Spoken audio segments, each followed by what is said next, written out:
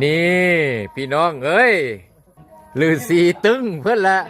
นัดกันมาส่งท้ายปีเก่าเด้อปี31อันเฮ็ดไปเลยอ้ายเอ้ย พุงแห่ได้นี่ พุง พุง พุงก็คือบ้อนใดแฮมันคาด มันขาด พุงนี่บ่แม่นมัดโลดบ่ ว่ามัดขึ้นกับสารกันแล้วค่ะแค่ โอ้ถ้ามัดให้มันคือกับตาแหก มัด ปกตินี่มันเป็นมันจะเป็นตาแหลวเนาะเข็นมัดยุ่มเลยบ่ได้บ่ อันนั้นคือมัด มัด มัดมัดอะไรแบบนั้น มัดคือมัดไปโลด มัดยุ่มอ่ะนะ แต่พุงนี่ก็คือเฮ็ดให้มันเป็นแฮคือเก้า ตาตลาดคือเก้า ตาตะหลางคือเก้าของห้องว่าพุงโอ้ ต้มแห่ มิดบ่ได้เคยเห็นได้เดี๋ยวนี้นะเพราะคือเป้าคาถาบัดนี้เพราะแค่ว่าเป็นลูกศิษย์หรือศิษย์ตึงกันแล้วพุงแฮก็ต้องเป้าคาถาบ่เดี๋ยวนี้แต่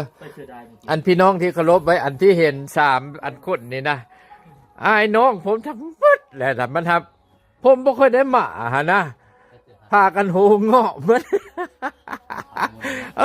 อากะยาดอกปีเก้าผ่านไป ปีใหม่ก็สิเข้ามาเห็นแม่นอันไผบ่เคยเห็นพุงแห่นี่ก็ให้เบิ่งซะเด้อนี่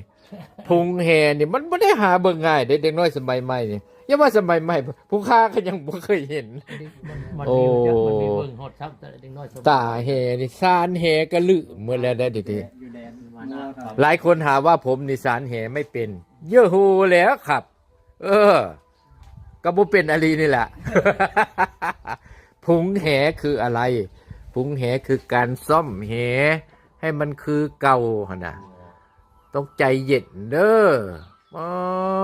ต่อพูดแล้วนี่แหละคนโบราณนะหาอยู่หากินวิสาที่เขาหานะบ่อึดบ่ยากหาอยู่หากินสมัยไม่ละ